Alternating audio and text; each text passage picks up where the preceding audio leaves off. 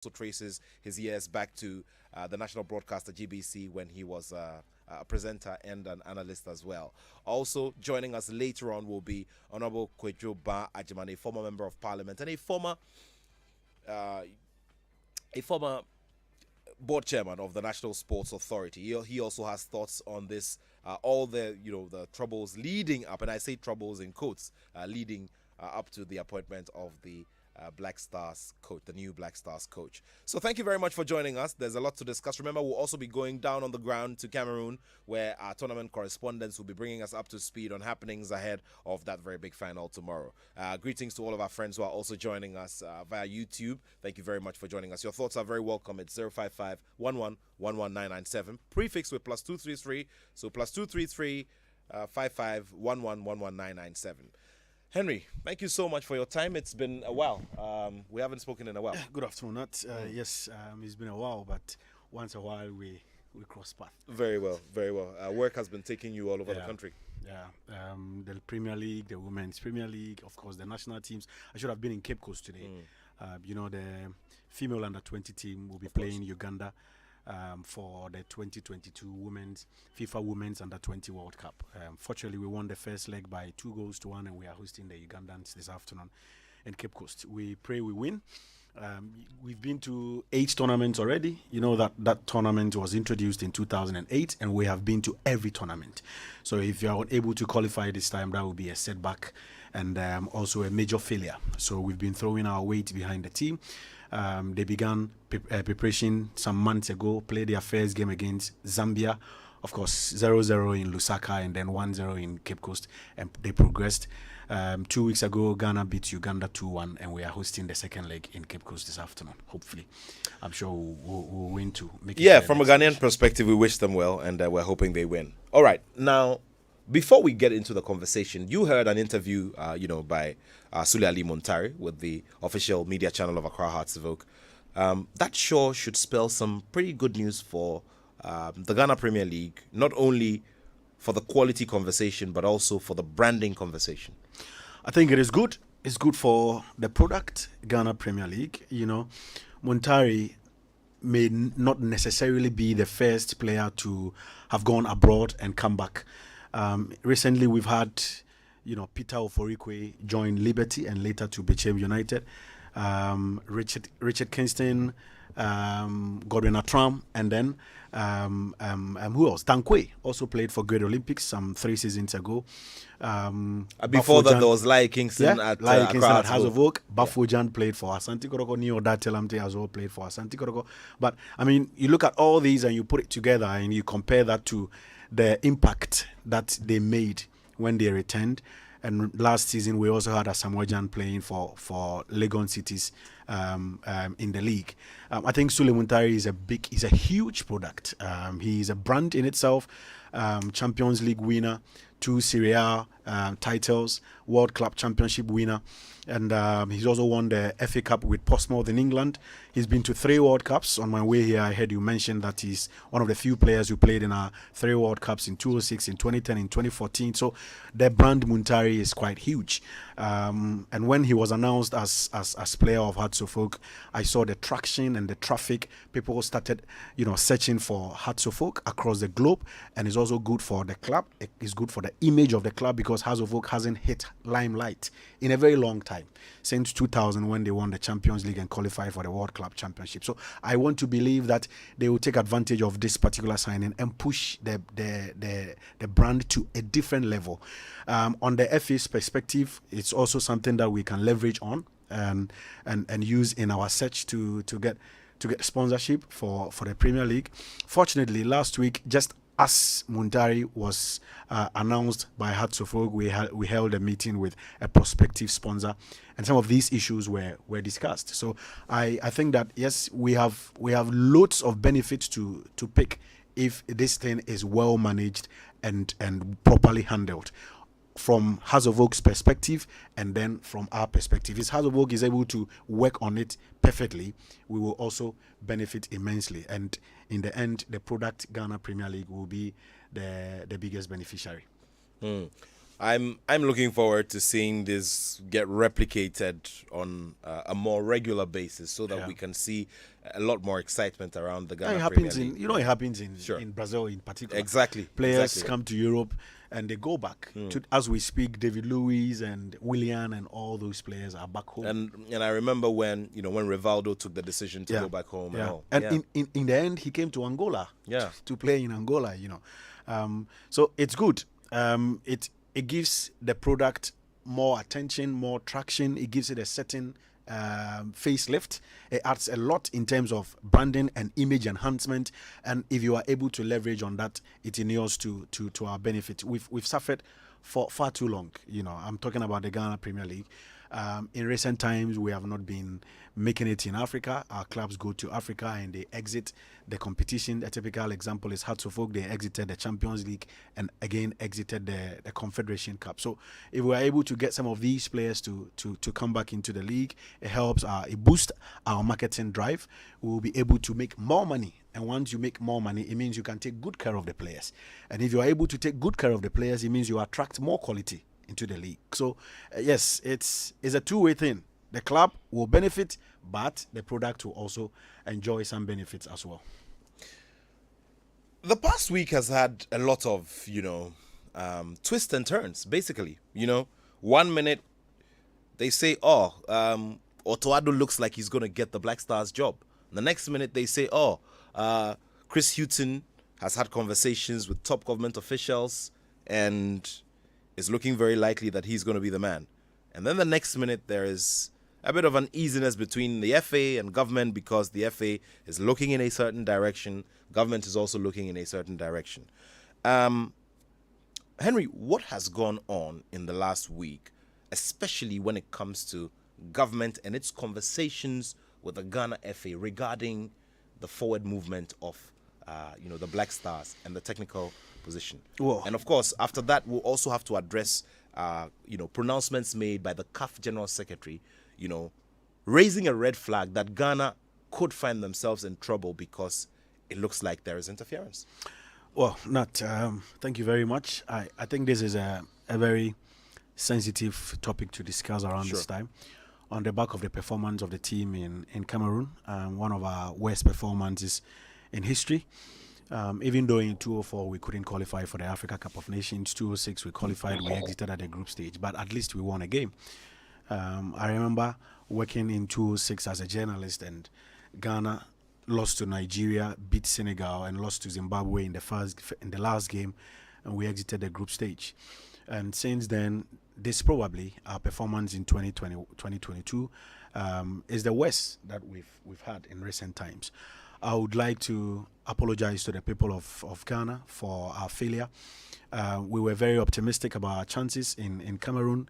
We went to Qatar with the aim of putting a good team together, with the aim of planning very well in order to go to Cameroon and fight for the title. We lost our first game against Morocco, and unfortunately we couldn't win against Gabon. And then we also drew against Comoros and exited the Cup of Nations at the group stage. A lot of things have happened in the last few weeks since we returned from Cameroon. The first one was a crunch meeting with the Ministry of Youth and Sports. We were summoned to appear before the minister. Yes, we held about 1 hour meeting, even though we had to wait for 2 or 3 hours before the meeting started. And the discussion was purely based on the forward march of the Black Stars. The discussion was also on the technical direction of the team and then the management of the team. So in that meeting, we spoke about the technical direction, and there was a directive that indeed, once Ghanaians have lost confidence in the head coach, there was the need for us to replace him. So the Executive Council called for the medical report from the medical team led by Dr. Adam Baba, and then the technical report from former coach Milovan Raivac, as well as the management report from the management team led by Mr. George Amwaku. Now, the decision to fire the coach was based on these reports. The coach gave reasons for their abysmal performance. Technical team also, the medical team also ascribed some reasons, and then the management team as well. And they also made some recommendations. On the evidence of those recommendations and the reports, the Executive Council took a decision to terminate the contract of Milovan Rajevac, and then on that day, the search for a new coach began, and that is why we find ourselves in this situation, always talking about who is going to be the next coach, who is going to succeed Milovan Rajevac. But as far as the FA is concerned, the Ministry of Youth and Sports is a major stakeholder. They also see the FA as a major stakeholder. We've always had this development, policy direction, appointment of coaches at national level, and even on the Premier League. So we've always had engagement, and in such engagement, you can always agree on issues and disagree on others. And it is normal in a healthy situation if you want to have a healthy and productive engagement or discourse. So it is normal for intellectual discourse to get to a point where you don't agree on issues, but you always find a way which is in the interest of Ghana football. So yes, the Executive Council met a few days ago after we met the ministry. Milovan's future was determined. They also took a decision to dissolve the management committee, and then in that Executive Council there were 3 scenarios. The scenarios included the immediate term plan, the short-term plan, and then the long-term plan. The short-term plan was to get a coach who will take over the reins of the team at least for the 2 matches against Nigeria. The mid-term plan was to see if indeed after the World Cup qualifiers, whoever is put in a stopgap position will merit that confidence and that chance to continue. And then the long-term plan would be to name a coach who will take over and build the team for both the 2023 AFCON and then the World Cup, which is in November. And that is where we find ourselves. Yes, the normal things we read in the press, it's one of those things that come up in situations like this, especially when you go for a competition and things don't go. So in summary, that is what has been happening for the last few days, and we are hoping that within the coming days we'll be able to name a coach who will take over from Milovan Rajevac and start preparing towards the playoffs. Milovan Rajevac is fully settled when it comes to his benefits and all his entitlements. Not yet. After this? Not yet. When will that be sorted out? I can't tell because we need to go back to the ministry and decide on when payments will be done, because in the discussions we had with the ministry is one of the things we spoke about. They knew that once you walk him out of his contract before the time, you need to compensate him. So all these discussions will be picked up by the ministry, and once that is done, we will then determine when the severance package will be paid to him. All right. Let's bring in a few more very, very interested parties in this conversation. First of all, our 2 tournament correspondents, George Ado Jr. and Gary Al Smith, are online and will be joining us very shortly. Lawyer Willie Alassani is a legal practitioner, the private legal practitioner who's the head of chambers of Alassani Legal Consult. He is also a seasoned football analyst and formerly a broadcaster as well. Lawyer Alassani, thank you so much for your time here this afternoon on the Joy Sports Link.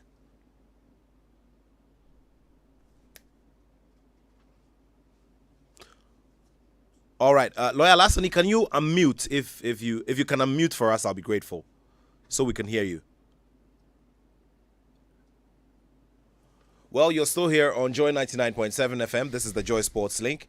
And remember, you can send in your messages at 055 1111997, 055 1111997. Okay, Lawyer Alassani, I can see you clearly now. Staunch Arsenal fan. Yes, exactly. And Honorable Kwejuba is in a military attire. Okay, let's begin with Lawyer Alassani. You've been sitting back and observing all that has happened, especially after Milovan Rajevac was relieved of his position as Black Stars coach. Now, what do you make of the conversations around and how things have been done in arriving at a choice for the man who will head the new technical direction of the Black Stars?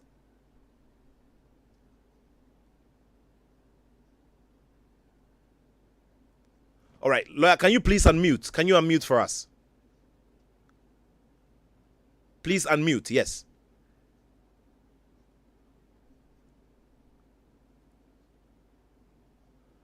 All right, lawyer, can you hear me?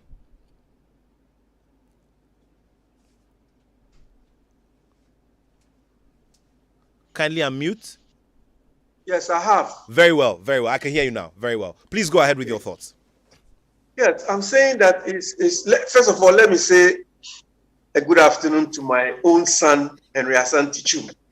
Hi, Henry. Hello, Uncle Willie. Yeah, my godfather from GBC. Yeah. Yes, I want to say that sitting back and watching what went on wasn't a very pleasant thing at all. And for me, I'll pick a few things that I think went wrong. First of all, we've all heard about the issue of captain's armband being changed and all sort of thing. And it tells me that there was no unity in the team. There was no unity. That camaraderie was not there. Before you go on and continue with the point, I'm very interested in this issue of the captain's armband. Okay, so just for the benefit of our listeners and some of our viewers, would just like to quickly, bring them up to speed on it. So in one of the games at the Africa Cup of Nations, there was a situation where Andre Ayew had to go off and he handed over his captain's band. Game. Yeah, the Comoros game. When the red card came in, he had to hand over the captain's band to Thomas Partey, who obviously was second in command. Now, after recess, Thomas Partey came in with another color of a captain's band. Well, I do not believe it's much of a problem if maybe that green one that we saw Andre wear was his personal one, and the blue one that Thomas Partey brought in the second half was his personal one as well. Nat, we don't have to bury our heads in the sand and pretend that incident wasn't a big deal. It was, because those of us who have our ears in there, we know some of the things that went on, which we cannot say on air. You see, and that is why I'm saying that unity was not in that team. It's a fact. We can't run away from it. And it is not everything that we can bring into the public domain. So for the first thing that I identified was lack of unity in the team. And then secondly, the collapse. I don't have, as a lawyer, I don't have evidence of influence of collapse to the Black Stars, whether it was manipulated or not. But it is part of the narrative, and we need to solve that issue. And then thirdly, the issue of appointment of the coach was also another matter. How within a very short period, Milo was brought in. We were told they were going to appoint a new coach. Then all of a sudden, Milo was brought in. And there was so much, discussions that went on as to whether he was the right person or the wrong person. So for me, what went on around the Black Stars had to do with the collapse, had to do with lack of unity in the team, and had to do with the coaching. Those were the three issues that I identified that I think led to what happened during the tournament. Now, there's also, the bit about, government having its hand in what is done or what decisions are taken regarding who leads the Black Stars as coach, especially because government is a key stakeholder, in the eventual scheme of things. Government funds the Black Stars. Government takes care of the bills. So they feel that there is a right to discuss these issues, sometimes into the finest detail. I think government is doing the right thing the wrong way. The FA must be seen to be leading these things, negotiations and appointment of coaches, with the government being behind the scenes. You don't have to see a minister openly, having meetings with a coach before he's appointed. I think the right thing is appointing the government. But the government government is pumping money into Black Stars and it's not getting any results. So at the end of the day, it will be very difficult to even blame government for this, what I see as direct interference in the appointment of a coach. Under normal circumstances, government should have been should be quietly operating the ground. The minister should be talking to the FA president, whilst the FA president and his team and the management team should be seen to be doing the negotiations, with government providing the support and any other advice in the background. Because the way we are going about it, if we are not careful, FIFA can step in and any sanctions that is sort of put on us is going to affect us negatively. So I think government should withdraw a bit, and let the FA take the lead. It is very clear that Chris Hughton will be making his way in here. It's a done deal, even though the FA will not say it expressly and in black ink or in blue ink. It is a done deal, as we have learnt. What will be your expectation of Chris Hughton when he eventually takes over this job? We don't have much time to prepare for Nigeria, who have an Augustine Eguavon who at least has had fluidity and has had better longevity with the Nigerian national team who are facing us in March. Well, I would look at it as having its advantages and disadvantages. Why do I say so? When I talk about the disadvantages, then I'm referring to a coach who has never coached in Africa. I stand for correction. He's never coached a national team. He's never coached in Africa. He doesn't know the terrain. He doesn't know our culture. Yes, he has a Ghanaian heritage, but he doesn't know all the, and he has never coached a national team. Unlike, coaching at the club level where you see your players every day, week in, week out. At the national level, it is not going to be like that. You see your players in 4 months. And in 4 months, you meet them for only a week or two, and that's it. Is this something he can do? Is this something he's done before? And then other challenge that I have is that even the English clubs are running away from their own coaches. Look at the EPL. How many English coaches do you see in there? The English clubs are running to Germany and Italy and Spain to appoint coaches. Even in the championship, the second tier of English football, most of them, Leeds United, until even when they were in the championship, they went for a foreign coach. So you ask yourself, even the English national team at a point went for 2 foreign coaches, Capello and I think Ericsson. So I think we are stepping into the unknown and we have to be a bit careful with it. Having said that, I think he also comes with certain advantages. If I say yes, then this is what I mean. Yes, he's coached in the EPL and he has some kind of clout, no doubt about it. He's not a coach who is unknown. He's done a lot of work in the EPL. And for me, once players look at the coach and respect that coach, about 80% of the work would have been done. But if the players look at you and then they say to themselves, but this coach can methods where they use, then you see that you have a problem. But I don't think he's going to have that kind of problem. He may not be the top-notch coach, but the little he's done in the English Premiership, I think the players will give him the kind of respect that he deserves. And he doesn't look like a coach who can be bossed around. I don't think so. And once he has the support of the teams, the players, he has their backing, he has their respect, I think he can impact something on the team. Lawyer Willie Alassani, would like to say a very big thank you to you.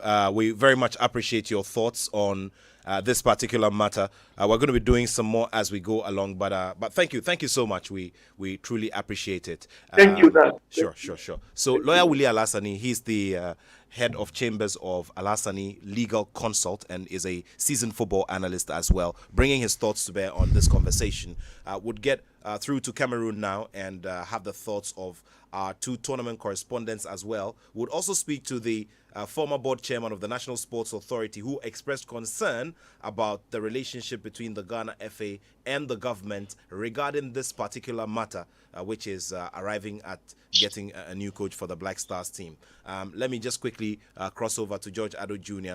and just ask his thoughts as well. George, okay, so there's Gary there now. Gary, thank you very much for your time.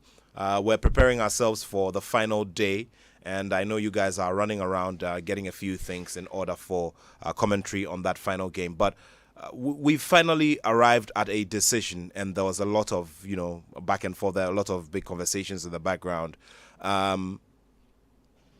Based on how it was all arrived at, what kind of relationships are you expecting, the football family in general, the nucleus of the football family to have going further into this period of thick assignments and very crucial assignments at that? Well, football family is an expression I've heard a lot today because, we are at the meeting of Gianni Infantino and Patrice Motsepe are meeting the member associations and the clubs in respect of the Super League, another contentious issue. So Gianni Infantino and Patrice Motsepe keep saying football family. And dear FA President Ketu Kraku also likes using that expression a lot, and FIFA, former FIFA presidents and all that. The football family is simply, like a family, Nathaniel. Every family's got issues, haven't they? But at the point, you've got to decide to put the issues aside and move ahead for the bigger goal. That is to take the family forward. It's pretty much as simple as that. So, we know from all the conversations and things that genuinely, Henry said it in a very diplomatic way that they don't have a bad relationship with the sports ministry. And throughout all the things and information that we have put out, we have not at any point mentioned that the FA and then the sports ministry have been at loggerheads. It's been all cordial. Yeah, robust disagreement maybe from the government side, about whether Chris Hughton should, and then obviously the GFA, as we know, wanted Otuado for genuine reason because he's been around the team for a while.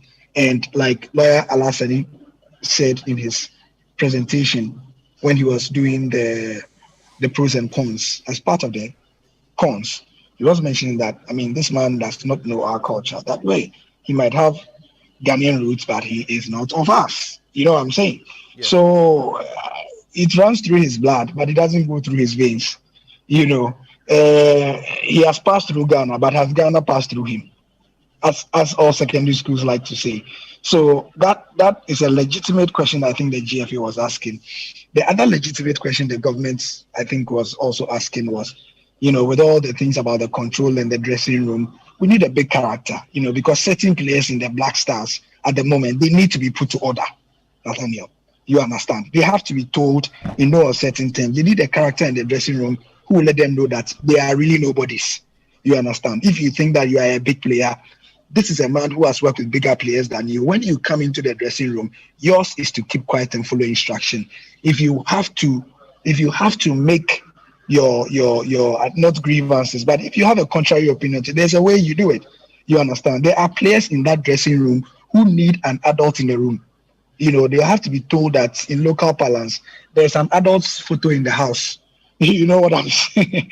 in local parlance. And that is what we need in the dressing room. So maybe if you consider all those factors, the choice will have to be made in a certain way. And I like, what we have been hearing the last 48 hours or so about at least the very top leadership of the GFA coming to a certain reasoning, at least willing to listen, which is good.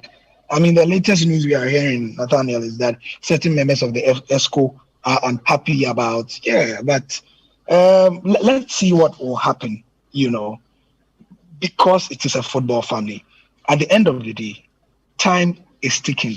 Yesterday we had about 7 weeks to go to the game. That is the home leg in Cape Coast or Accra or wherever it will be played. We have about 7 weeks to go. Today we have 6 weeks and 6 days. Tomorrow 6 weeks and 5 days. As they say, Nathaniel, time no day. Let's get this done quickly. If it is Chris Hughton, fine. If they can't agree and they want somebody else, and they can sit around the table and have robust disagreement and come to a conclusion that Mr. Nathaniel Lato is the person we want to lead the Black Stars. And let's all move on. Go and win those 2 games. Go to the World Cup and get on with it. Gary L. Smith is one of our 2 tournament correspondents in Cameroon, and he also has thoughts. Let me just immediately also bring in the former board chairman of the National Sports Authority, Honorable Kwejoba. He expressed some disagreements with the way things were going, in the past week. But, well, as it stands, and as Gary has rightly mentioned, well, there is a common ground. There is some common ground of some sort between the 2 bodies, and from what is about to happen or what we are expecting to happen next week, we surely are going to move forward from there. Honorable Kwejoba, thank you so much for your time. It's good to have you here on the Joy Sports Link. Nice, thank you. It's always good to be home. Thank you. Now, we've arrived at a decision.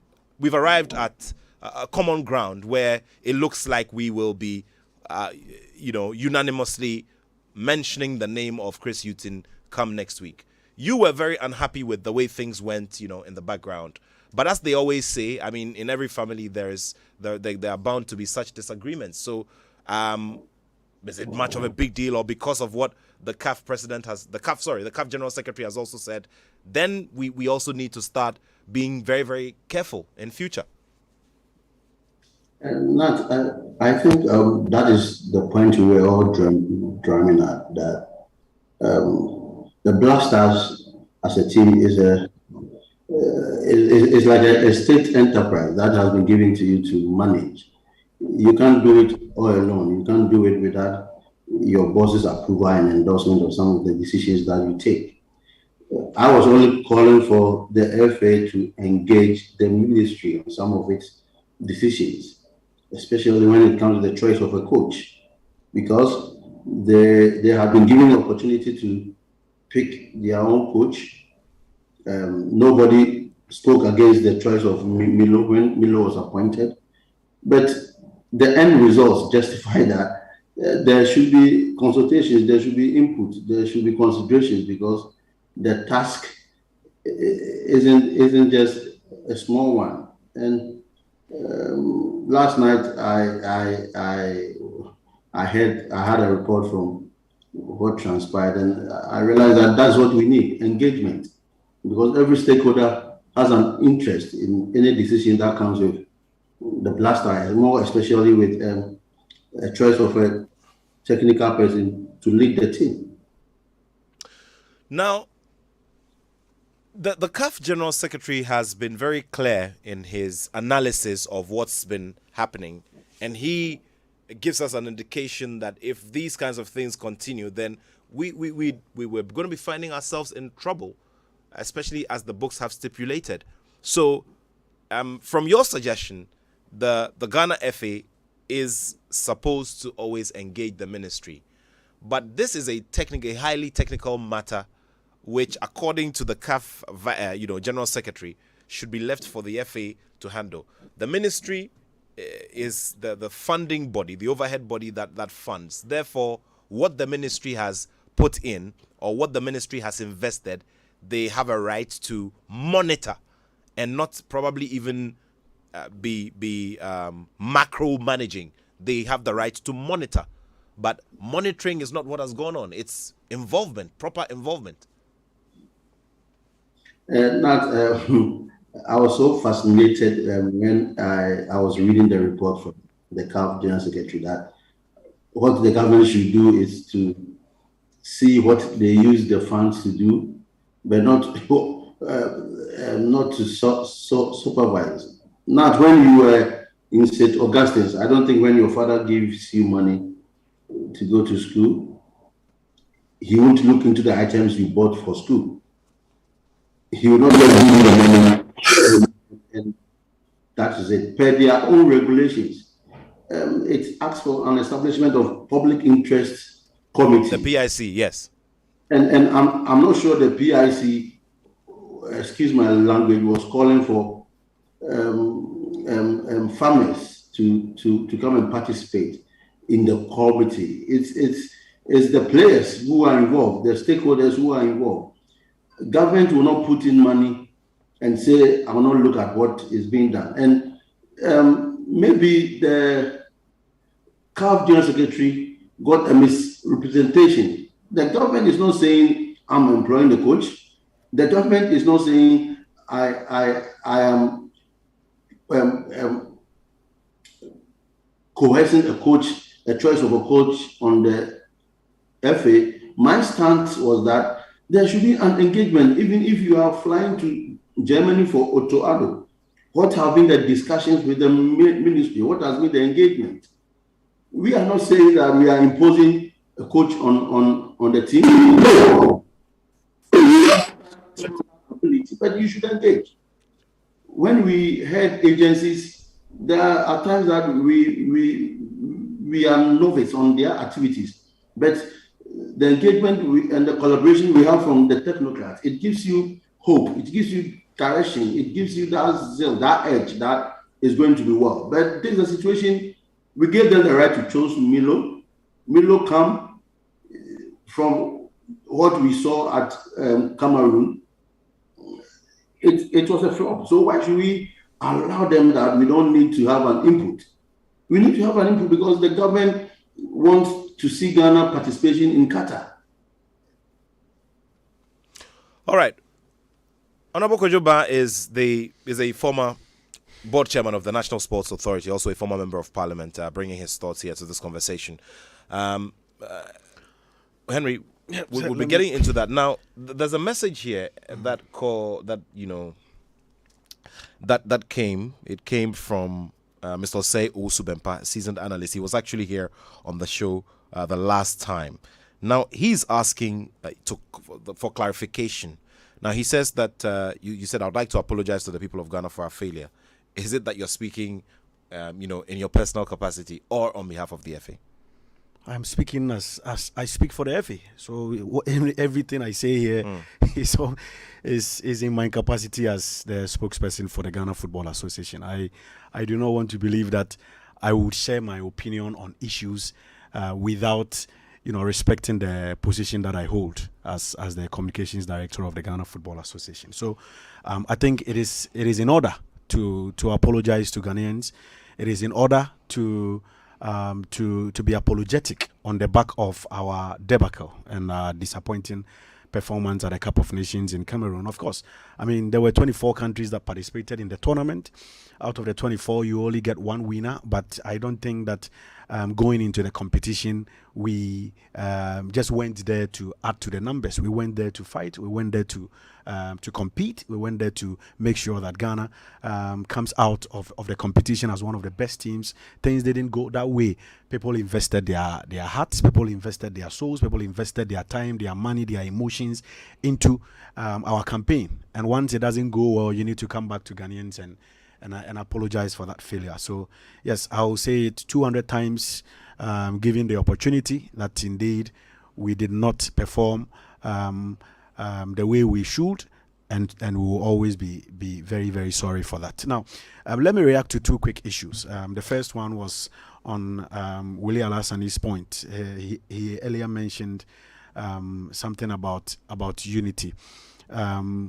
I spent 17 days with the team in Qatar and 1 week in Cameroon.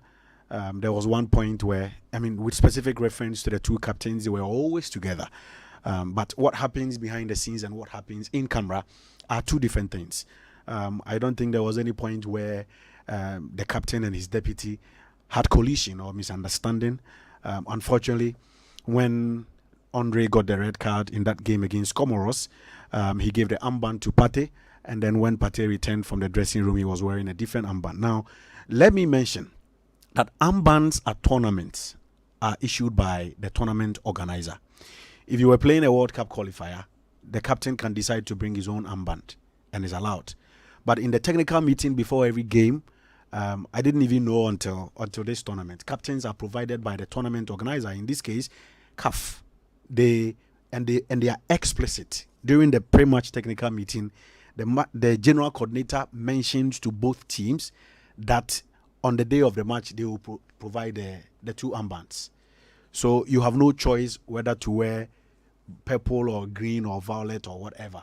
Armbands are provided on the day of the match, and it comes in different colors, and it's not just one armband.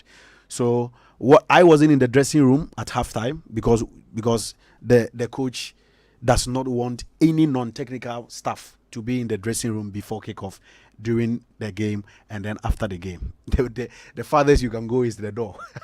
And those rules were respected because the coach set those rules. So I wasn't in the dressing room during halftime. I don't know what happened, only to see that the captain returned from the dressing room with a different armband. I do not want to believe that it was as a result of lack of unity or misunderstanding or whatever. Maybe he preferred using a different color, and that's what happened. Now, a quick one on Honorable Kojoban's point about engagement. I want to believe that before this administration took office, there has always been an engagement. I remember when Avram Grant was appointed, then a journalist, I rushed to the ministry the day he went there with his manager, to get an interview. And that meeting lasted for 4 or 5 hours because they needed to discuss terms of engagement, salaries and all that. And it dragged a bit. And some of us waited for hours just to get a soundbite from Avram Grant. And we haven't departed from that engagement. When we met the ministry, the minister was very blunt about the way forward. He mentioned that the FA will lead the process in appointing a new coach for the Black Stars. He also mentioned that government wants to have a stake on the management committee of the Black Stars, and we respected all those directives. In any case, the government of the day had a rep on the management committee, which was dissolved last week. Mr. Kwesi Ajiman, who is the CEO of the Ghana Tourism Authority, comes from government, and he protects the interests of government. So I do not want to believe that there has been a case where the FA never respected the ministry, or we were at loggerheads with the ministry. We've always engaged, whether in official meetings or via phone calls. There has always been an engagement, and obviously we were definitely going to go back to the ministry based on the report from the president. He hasn't arrived, but we were always going back to the ministry to engage them. So I just want to make that clarification that we do not have any issue with our sector minister. In fact, you cannot even make progress if you have a problem with your sector ministry. But like I did mention earlier, in discourse of this nature, where government is looking at the bigger picture of satisfying the masses, where you are also looking at the technical issues where you think the right person must be at the helm. Milo was appointed because he had a track record with Ghana. He wasn't appointed because somebody favored him, and also there was no time. When he arrived, he had only 11 days to prepare for the game against Zimbabwe, which of course he won, and then also got the reverse fixture in Harare. So there is no ambiguity whatsoever as regards the policy direction and the relationship between the ministry and the Ghana Football Association. We've engaged on diverse issues. We've always had proper decision taking in the interest of the nation. Okay, so your messages are very welcome. Remember, 055-11-11997. 055-11-11997. Honorable Kojoba, now, what kind of approach would you like to see the incoming coach use, considering that the timing is very tight and he does not have the luxury of high-end quality material on the pitch like a Milovan of 2010? So there's a lot of work to be done. From your point of view as a fan and as somebody who's been within the nuclear mix, what do you want to see done? Now, before I go to that question, Henry just supported my claim that they should engage the ministry in whatever they're doing. How can you go to the bush, kill a bird, peel off all the feathers and bring it home for an elder to name which type of bird that is in your hands? You can't just go looking for a coach. Done every negotiation you want to do with a coach, and when you are done, you present it to the ministry that this is the coach that we are bringing on board. I think we should deviate from that aspect when moving forward, and it will help. It will help Ghana. It will help the FA, and it will help our football. So straight up to your question, I think when it comes with selection of players, Ghana has a volume of quality, experienced players playing everywhere in the world. When it comes to selection call-ups, a lot of people have issues. I know that it won't be everybody who will be called, but there are some people that you think that they shouldn't be neglected in our call-ups.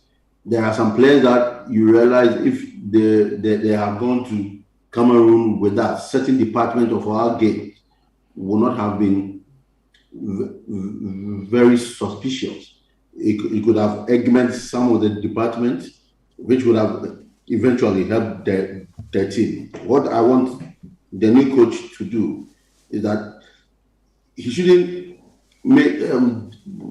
base his call-ups on favoritism. He shouldn't base his call-up on friendship. He shouldn't base his call-up on association that he has with certain players or their agents. It should be very clear that players, wherever they play, whether in Ghana, whether in Togo, whether in Germany, wherever, whatever continent that they are on, he should go through, scan them through, see those who are very, very well, and bring them on board. You can't go to a competition or attack a game and take players who are injured, players who are recuperating from injury with the expectation that they will recover earlier, then take them to a competition. No.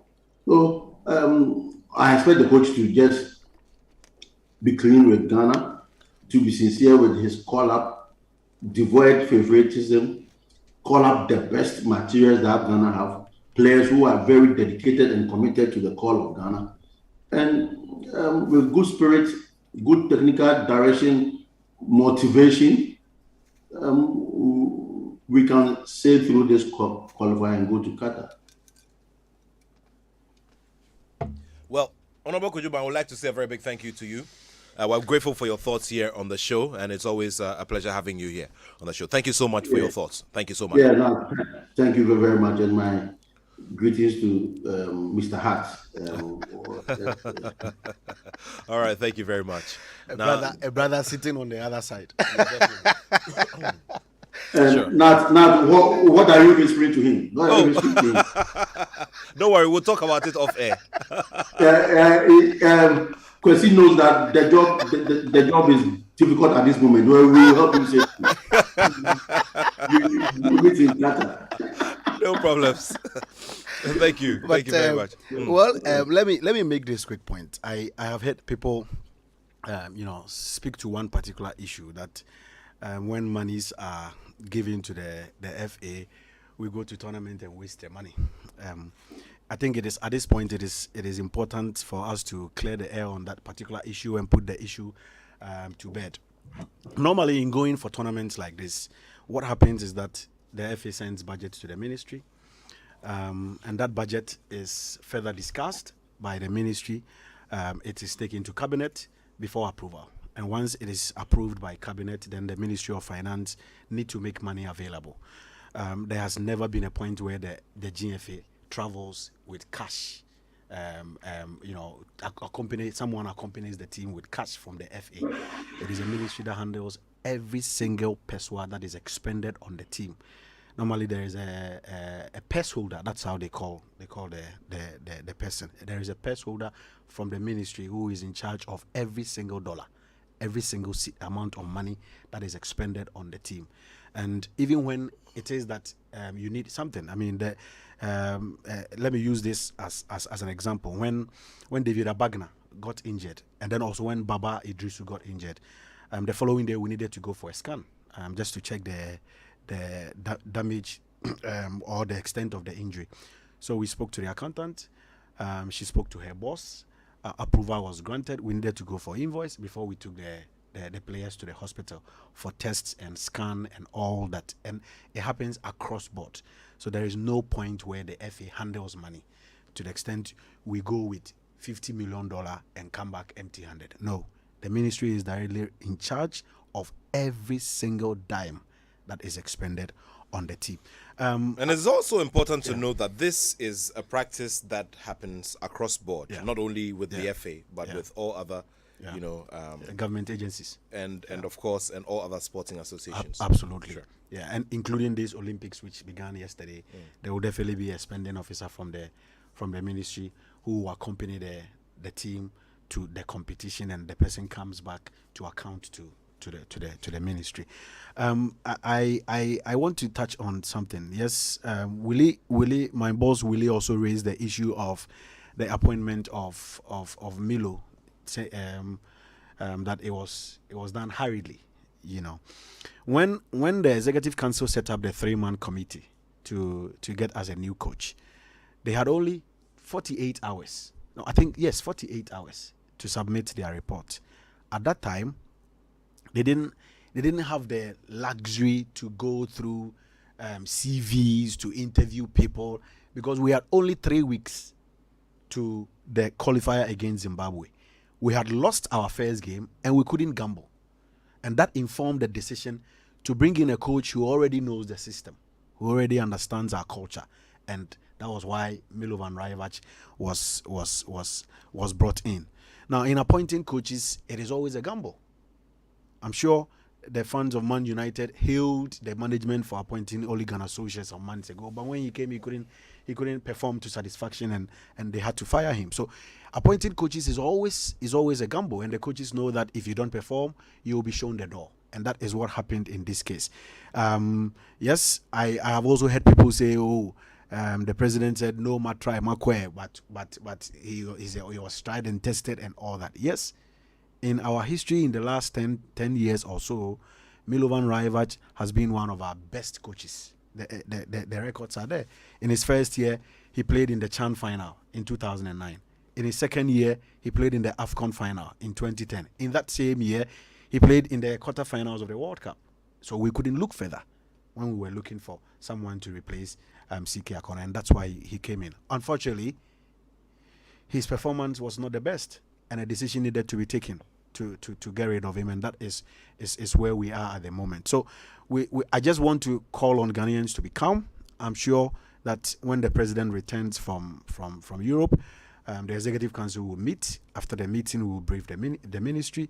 Whatever that is there to be discussed will definitely take place. And once we reach a common ground, an official announcement will be made as regards who becomes the next coach of the team. We do not have time. Yes, Gary mentioned that we have only 6 weeks, 6 days. We do not want to lose time at all. We need to, as much as possible, work on getting a befitting replacement for Milovan. Let's go over to Cameroon and have a quick chat with George Addo Jr., who's there. He'll be our lead commentator for the final game tomorrow. George, you've been listening to the conversations, all the submissions that have been made as well. Now,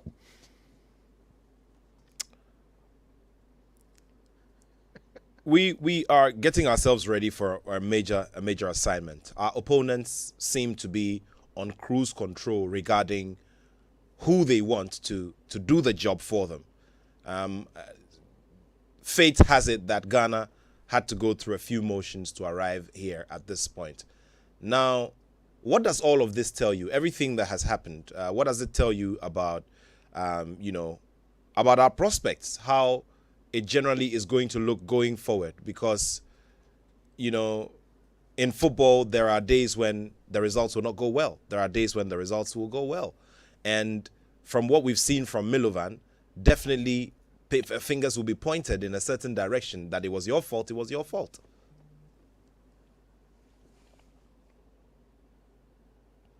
George, can you kindly unmute for us? Unmute for us, please. Can you hear me? I can hear you loud and clear. Go ahead. Yeah. Good afternoon to Henry. Henry is... Okay, unfortunately. Yeah, fantastic, brother. Minia, sure. I hope you're good. Minia. Good. Nat, can you hear me? I can hear you loud and clear. Go ahead. All right. So I've listened to the discussions, and this is my problem. When it all started, I was looking at the bigger picture. I was thinking about where we were driving ourselves and the kind of foundation we're building for whoever takes over the Black Stars. So I didn't like the fact that so much was being played in the media, because whoever gets the job, if Big Chris is going to finally be announced and get the job, just imagine, look at the subplots that are there already, that he's somebody that's been pushed by governments, that he was almost pushed down the throat of the Ghana Football Association, that the Ghana Football Association had to help had to come to a certain compromise to allow this to happen. The Ghana Football Association had a certain favorite who definitely didn't get the job. If it goes to Chris, it makes it very, very, very, very difficult for how the performance will be read. Number one, if Chris is in there and does not qualify for the playoffs, have we all thought about what will happen if Chris is supposed to be in here for a longer plan? And we have to keep in our minds that we can qualify for the World Cup or not qualify for the World Cup. So my worry was, how were we keeping the bigger picture in mind? And I'm talking about Ghana FA, about the sports ministry, about journalists, about all of that. Sometimes we get so we get so indulged in the issues that are happening, and we forget about the long-term picture. Why is it even dangerous to say that this particular coach is being pushed by government? It's dangerous because the coach, if he's pushed by government, takes over the job, and he may be in the job when another government comes. And I think that's the reason why CAF, or the football family, like we've been saying, understands that you don't even want to see government around a coach's appointment or not. So I looked at it, and the way it was playing in the media, I'm very, very worried for either Otto Addo or either Chris, whoever gets the job. I'm so worried about what will happen after the playoffs. So now we're hoping that we'll take a very prudent decision in appointing a coach. But it's up to us to stand by the coach. It's up to us to see through whatever happens at the World Cup playoffs. That's my major worry right now. So I listened to all the discussion and everything. I'm like, after all is done, here we go. And there were too many narratives, in the media, things like, oh, when Chris Hughton takes over the job, he's going to convince all these boys to come. And I was saying that he's going to convince all the Ghanaian players who are out there who don't want to play for the national team. I'm like, how can this narrative go out there? Because every Black Stars player, or every player who does not want, they have different reasons for not playing for the national team. It's not a case where one man can stand in front of them and be able to convince all of them. But my worry now, Nat, is the many narratives that are going on, and what will happen to whoever takes the job if they don't qualify the Black Stars for the World Cup. And it will definitely affect the general plan, because I think that it's where we are now. We are supposed to be doing a proper rebuilding project with a certain number of years right there. We are not at a place where we just have to manage and go to the World Cup. Look, if we go to the World Cup, it's great. But I don't even know what our impact of the World Cup will be. But there's the Africa Cup of Nations 2023. There's so much to come. And what Ghanaians are calling out for is to see a team that they can believe in. I think that's basically it. The results are very, very necessary. It will be great to qualify for the World Cup. But we have to see beyond the World Cup picture. That is my worry. We really have to see beyond the World Cup the picture. And I hope that gradually, the kind of feeling that we're having now, that there seems to be, more or less, the two sides coming together and we are all calming down. It's very, very necessary. The narratives out there, it's not going to help anyone. Because let me tell you, if I take Otuado or I take Chris Hughton, I look at the two of them like, for any one of these coaches, you can make the cases against and for, and it will make sense. You can make the cases against and for, it will make sense. So my worry right now is the narratives that were put out there and how these coaches are going to really work here. And again, look, deep down, if the Ghana Football Association do not want to coach, they can make the coach's job very difficult. They can make it difficult. If they are not happy with a certain coach because of the way he was appointed, he could have a problem.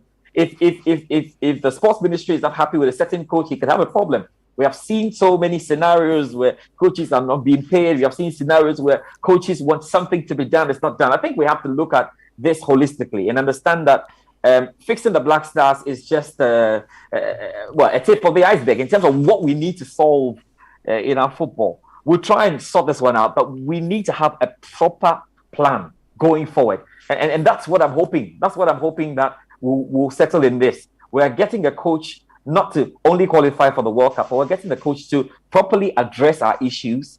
We're going to go through some important reforms, like making sure a technical director is doing what he must do, making sure that players who come to the Black Stars, deserve it. All these things will have to be sorted out. So I am here sitting out and looking out at the bigger picture, not wanting to get myself too much involved in what's happening. It's important that we get the right man for the job, but how about the narratives and the kind of foundation we are setting for the coach that comes in? I mean, with respect to the game against Nigeria, it's going to be a difficult one, obviously. Yes. I mean, Nigeria are going to be coming into this game with a buzz from the Africa Cup of Nations. They were knocked out, but they played with a lot of confidence. We would have to get it all, together. But you could also say that if we needed the tonic for Ghana to play against Nigeria, it really had to be this bad performance at the Africa Cup of Nations. The boys who want to prove to a lot of people that they are not as bad as they think. And so it works for us, it works for them. 2 legs, whoever qualifies for the World Cup really does go. But for me, we should begin to see the bigger picture and not make anyone's job a bit more difficult before they start. The bigger picture meaning qualifying for the World Cup? Yeah, bigger picture, qualifying for the World Cup. That's just one for me, just one. If you qualify for the World Cup, it's great. The World Cup takes place, later in the year. And what happens? There's the Africa Cup of Nations to come. So I mean, the bigger picture of putting our team in order, putting the whole football in order is the problem. So the Black Stars one is what has come up and we're solving. We solve that, but we have a man in charge who is going to do all the things that we're expecting, and that's what I'm more concerned about, because the narratives at the moment is not going to help, and we've had the public feeding in so much into the stuff that's ongoing. And remember that all of these things, most of the decisions that are being taken, yes, I know that technocrats are sitting down, experts are sitting down to speak, but look, if the public do not like you, they don't like you.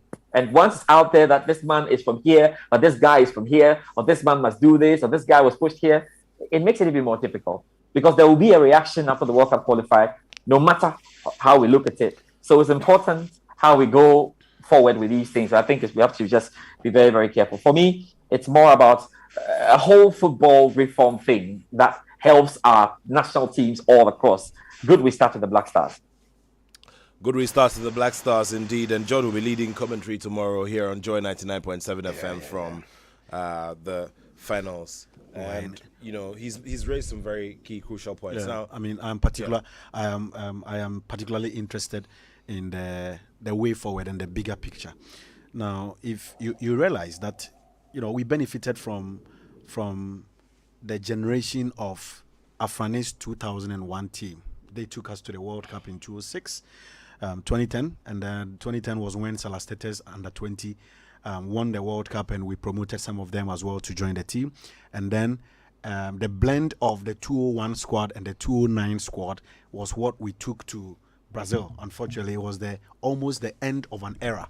So that's why we experienced that debacle in Brazil in 2014. We couldn't qualify for Russia 2018. But you're looking at the bigger picture, and that's where my interest is. I mean, the bigger picture calls for policies. The bigger picture calls for proper planning, and the bigger picture calls for proper structures. Now, what we have done, and first of all, you also need to, take cognizance of the fact that if your junior national teams are not doing well, it means your senior national team will suffer or will struggle. In recent years, it is a fact that our junior national teams have been struggling in international competitions.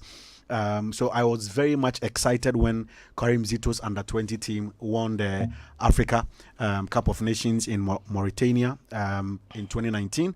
At least today we have Ishahaku Abdul Fattah, who came from the U17 to the U20, now breaking into the Black Stars.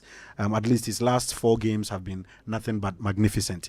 So you also need to fix the foundation. The foundation is that you need to pay particular attention to grassroots football or juvenile football.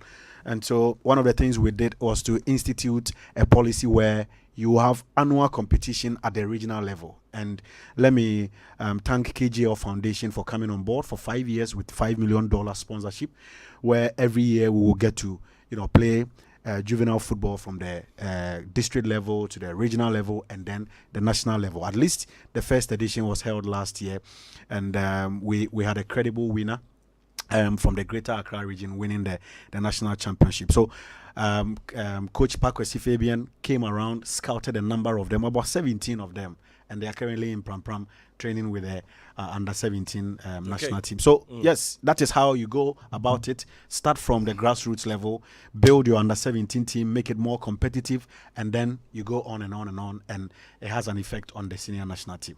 All right, Henry, it's time to activate the phone line so that you can also join us with your thoughts. What has been happening during the week is that I get loads of text messages from my contacts, my friends, associates. They send messages and they're asking about the Black Star situation, and I'm making comments about this situation as well. Well, we'll need to find a common ground and we'll need to move forward as we wait for that very big, that very big announcement. Call 0302-216-541, 0302-216-541. Get through to us and let's know what your thoughts are on what you expect the new coach of the Black Stars to do once he settles in office. We'll be going back to George Addo Jr. for a wrap on what we should be expecting going into that big final, and of course what the stakes are looking like for both sides. Very, very interesting pairing for the final indeed. Now, Henry, I want you to clarify a few things, especially with the technical director of the FA. We've been talking about technical arrangements at the FA and plans and modules and all of that. How involved is he? How involved is he with, how involved would he be with the upcoming, the new incoming Black Stars coach? What will be the collaboration level? And also we need to clarify the thing about the venue for, the first leg between Ghana and Nigeria.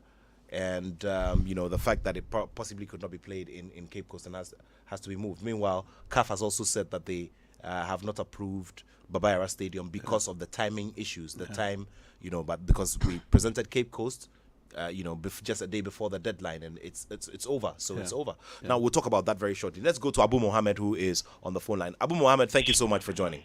Yeah, thank you very much. Please go ahead with your thoughts. Hello, good afternoon, Henry. Thank you. Hi. Yeah, please, do you have a sponsor for the EPL, Ghana Premier League? Sorry. Not yet. Not yet. So will you use Sule Mutari and then because you talk good about him and you speaking about the improvement, will you use him to get sponsor for the league? Oh, these are discussions that will happen behind the scenes, but obviously he's a good ambassador, so we will consider it. Okay, thank you very much. For the Black Star, the media, I'm confused. I don't know what to say because we had the opportunity to lay the foundation very well during that Brazil saga, and we failed to do that. So for me, the apology Henry gave is pending. You have to replace the apology by doing well, qualify to the World Cup and doing well before me I will accept the apology. Thank you very much. Thank you. Now let's go to Achimota, and Mark is on standby to speak to us. Mark, good afternoon. Good afternoon. Thank you for your time. Okay, thank you. Okay, so I'm going straight to the point. I think Henry said something, and I'm not sure Milo is the only coach from 2010 has done extremely well. So you can check the record, the number of matches Milo has played, qualifying us to World Cup. Kwesiapia qualifying us to World Cup. Kwesiapia going to AFCON on about semi-final 2 occasions, and also in the first stage, 2019, dropping out in the second, stage. And Milo just dropping out just from the preliminary stage. So, for me, we need a coach. Either we win or we lose. We can still progress by building up a formidable team. You cannot say that I'm the parent, I'm paying school fees. I don't have right to check the thermal report. That is the issue between the FA and government. All right. Which can be resolved very smoothly. Thank you. Thank you very much. Thank you very much, Mark in Achimota. We'll go to Kaswa in the Central Region where Jacob Ishan is on standby to speak to us. Jacob, good afternoon and kindly lower the... Hi, good afternoon, friends. How are you? Thank you very much. Well. Thank you very much. Great. Actually, I like the submission made by my good friend. Listen, the ministry must put its feet down, because if the ministry is headed by the right technical people, let me tell you, Coach Milova will not be appointed. I'm speaking to you as a PE master. I'm a sports director, developing the director. Is that okay? It is wrong for those who set up even the committee to appoint Coach Milo. Those people must be put before jail. The next point is that the minister must actually dissolve the committee that is looking for the coach. We need a Ghanaian. If you run CAF license A courses in this country, don't forget, I am a lecturer of the subject. And you tell me you can't have even one person out of the total number of license A coaches you run. Then it is useless. It is somebody going to university and coming out with master's degree, and that person can never hold office as a director. Is that okay? Then it's a disaster. We don't need a white coach to coach Blaster. We need a Ghanaian. Go back to the courses that you run. Next, I want us to do content analysis of the set A, the CAF set A versus the UEFA Pro license. I'm ready to come and discuss the content. Okay. Well, Jacob Ishan, very, very passionate indeed. And this is a subject that we will come to because Nanajiman was here for the last show, and he also has a UEFA license, and he says that he's looked at both, and he feels that, the curriculum for the UEFA course is better, even though they're supposed to be placed on the same pedestal, weight-wise. I think, yes, UEFA started the licensing. Okay. Before we go, before you respond to this one, let's go to our last caller, Nee in Accra, I suppose. Nee, good afternoon. Yeah, good afternoon. Thank you for joining us. Yeah, I would like to contribute. Please go ahead. On this program. Please go ahead. In your submission, Mohammed said Chris Houston has never coached a national team before. I want you to ask him these questions. Has Otto Addo coached a national team in his life before he wants to come and coach the national team? And then the same thing, Kwesi Appiah, the time he was appointed, has he coached any national team or any club in his life before he was appointed? You see, some of these things, it does not help us. It does not help us. What we need now is a good coach. And at the same time, we don't want interference. I've been this my prayer, I've fix him. These are the things that is retarding the progress of this country. And if we are able to solve all these things, Ghana will go to places. Nee, thank you so much. All right, Henry, let's go to your... Yeah, I was talking about the licenses. UEFA started their licensing process before Africa took over. So definitely there will be some discrepancies with regards to the curricula. But in recent years, it has been reviewed. Even last year, there was a workshop in Cairo where the curriculum was discussed into detail.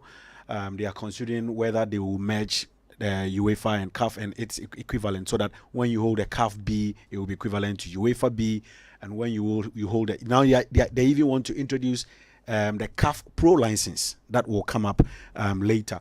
Now, the new coaching directive is that after every year you need to renew your license. So you do not get the license as a CAF license A holder and you stay home for 20 years without renewing. Meanwhile, you are not even working with it. So you'd realize that last year, getting to the latter part of last year, we ran courses for all license A holders, about 103 license A holders in Ghana. And then also about 113 license B holders as well also went for their refresher course. It is the only way to judge whether you are on top of issues. We bring them up to speed on the current models of the game in order to make sure they get the right things done. Now, when you renew your license, you must also work with the license. And that is being reviewed. Your work is being reviewed in the course of the year by the Technical Directorate of the FA. So, yes, Africa, we have a serious issue. Now, even Africans go to Europe to do their licenses. My brother Lai recently went to Scotland to get his B, but even before he went to Scotland, he had already done the refresher for the B as well, awaiting the main course for license A. So we are getting there. It's a continental thing. It's not peculiar to Ghana. It's a continental thing. It is being worked on by CAF, and I pray we get to the bottom of it soon to finalize that issue. Thank you very much, Henry. Let's go to George Addo Jr. In Cameroon. George, tomorrow is the big day, and it's a lot of nerves as well. There's a lot of talk about the third place game and how it sometimes becomes a very frustrating game to play. The Black Stars had to have that experience back in 2008. But, hey, it's there. It has to be played. And the host Cameroon, with all the frustration from not going to the final, would have to play that game against Burkina Faso. Yeah, they have to. They have to. I'm stepping out in a few minutes for the final training sessions of the finalists of Egypt and then Senegal. But right after that, we'll head to the Amadou Ahidjo Stadium. We'll be hosting the third place playoff. That's between Cameroon and Burkina Faso. They don't look very, very interested in this game, but they have to still go ahead and do it. If CAF can scrap it, it'll be great. But I think that if CAF does scrap it, it will be to the advantage of teams like Cameroon and Ghana and Egypt, who always have their eyes fixed very much on the bigger prize. If Comoros were in the third place game, they'll be very happy with it, you know. And then also that game, I think that's one of the very key excuses for playing that game is that, well, it may give some players the chance to play for their national team for the first time.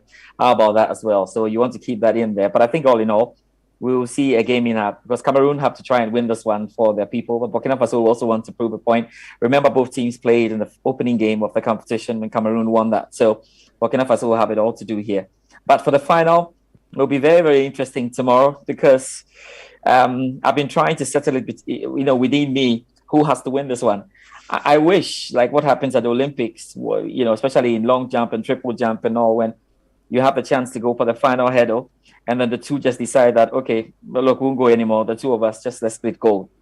Maybe Salah and, Sadio Mane somehow should share this trophy. But no, there has to be a decision, and only one can win in the game of football. Senegal are here for a third time, in the final for a third time, and this is something they're hoping they'll be able to just win once and for all. It will be the first time George, they've won the Africa Cup. That reminds me of what is said about the proverbial third time and how you just can't afford to get it wrong then. Yeah. I mean, the head coach, Aliou Cisse, led them through all of it. He's going to lead them again tomorrow at Olympic Stadium to try and win this once and for all. They will hope that this can happen. And, on the back that they did very well in that 2019 final, but just lost out to Algeria. They outplayed Algeria in the final. They had a very superb team as well in 2002 and still lost out. So maybe this is their chance. But you look at the Egyptian angle as well, and you feel like Mohamed Salah and his team are also saying, it's been a while since we won it. I mean, in the past 12 years, they've made it to the final just once. The second time they're making it to the final. And for a country like Egypt, they would like to win it for an 8th time and stamp it. But, the story will be that Mohamed Salah has won the Africa Cup of Nations. Look, inside Senegal as well, Sadio Mane and Edouard Mendy need the Africa Cup of Nations for their own little agendas. But you look at it all in all, and you think that this is going to be a very difficult one. Look, on paper, Senegal look like a side that can get the results, but Egypt are not about whether you can get the results or not. They're about frustrating you and playing a mental game and stretching the game as much as they can, and then they can beat you. So it's open. I just feel somehow that it's Senegal on this trophy. Let's see what happens tomorrow. Live commentary on Joy 99.7 FM. We build up, of course, clearly an hour ahead. From 6, we'll have to build up and bring you all that's happening. Then Nathaniel Atto will be on the bridge, and let's see how it goes. Let's enjoy the final. This is my second Africa Cup of Nations final where I'm on commentary. We'll see how it goes. All the best, George, and we'll be keeping tabs on that. Thank you so much, George. All the best with it. So, Henry, we'll wrap up on a non-Ghanaian note, on an African note, and that will be the final. Sadio Mane versus Mo Salah. And someone put up a very interesting post on Facebook today that they are very sure that the winner will be someone who has a number 10 as a captain, someone who has a number 10 who plays for Liverpool, and someone who has a Muslim as a captain. That is certain. It is certain. Two Muslims, both players but there has wear to be a number differentiator. 10, and both players... maybe it has to be a coach who has dreadlocks. Yeah, maybe. But I think Carlos Queiroz has done a good job with the Pharaohs of Egypt.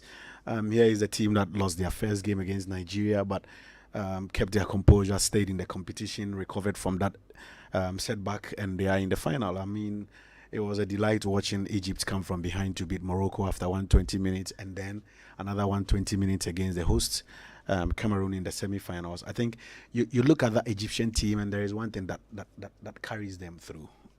The fact that they are very compact. The stars in the team are not many. Even El Neni has played less than 15 games in the last 2 seasons for us now. But he comes into the Pharaohs team and he's a different kind of player. So congratulations to both teams for making it this far. Senegal also started in an unconvincing manner. Had to take a 96th minute penalty to beat Zimbabwe 1-0 in their first game. But they kept on pushing, and here they are in the final. Scored 3 goals against Burkina in the semi-final. I think by far their best game in the competition. So good luck to Senegal. Egypt are looking for an 8th trophy, unprecedented. Senegal will be looking for their first. But one thing is that Aliou Cisse, if he doesn't win, it will be difficult. It will be hard to take because he didn't win as a player, and 2 years ago he didn't win as a coach, and he's in the final again. If he doesn't win for the 3rd time, it will be hard to take. We can only wish them the best of luck, and I pray that in the end, African football will be the winner. All right. Thank you so much, Henry. It's been wonderful having you here, and we're looking forward to the announcement. Yeah. And then we can take it from there. Hopefully. Maybe when the president is back, yes, we'll meet the ministry. And so what's going to happen with the Cape Coast, Kumasi, Babara Stadium issue? The game will definitely happen in Cape Coast. It will take place in Cape Coast. Okay. I mean, if we had any chance of changing the venue, it should have been done 90 days ago. And the independence celebrations are also taking place in Cape Coast? It is for the government to decide because the government has taken a decision to hold the independence celebration in Cape Coast. We will have 18 clear days to the game against Nigeria. If indeed they can put the facility in good shape before that game, it will be good. But as things stand, we can't change the venue. I wish the stakeholder engagement had taken place before this particular decision, but at the moment there is nothing we can do. CAF says Kumasi was not in the loop, and so we cannot play the game in Kumasi, which is a fact. According to the statutes, we needed 90 days to notify them where an inspection would have taken place and all. Nigeria, they played in Lagos. They are going to Abuja. They notified CAF. Inspection took place. It was a Ghanaian who did the inspection in Nigeria, Emmanuel Dasuberi of Asante Kotoko, who did the inspection in Abuja, and that has been approved for them. So as far as the FA is concerned, all our plan and our program is geared towards Cape Coast and nowhere else. Okay, Cape Coast, here we come. Thank you very much, Henry. It's been a pleasure having you here. Let's continue with these conversations as we build up to seeing how well it will go in the double header between Ghana and Nigeria. Yeah, we definitely want to go to Qatar. Thank you so much. And that's how we wrap it up here on the Joy Sports Link. Thanks to the whole production team at Joy Sports. We're grateful to all of you. We're grateful to the spokesperson of the Ghana FA and all those who joined us virtually as well. Coming up very shortly will be George Quay, who returns with Showbiz A to Z. And we sure are going to have a wonderful time today on the show as well. So thank you all very much. It's been wonderful sharing your company. And of course, we'd like to say a very big happy birthday to Abna Puma. Thank you so much for always listening. Abna Puma, happy blessed birthday to you. It's also the birthday of Messi Tego. Oh, Messi Tego, Kwaku. Oh, wow. Coach, big happy birthday to you, and we're going to play you a song. We'll make sure Wubeti plays you a very nice song. Have a wonderful time. My name is Nathaniel Atto, and I have love for sport.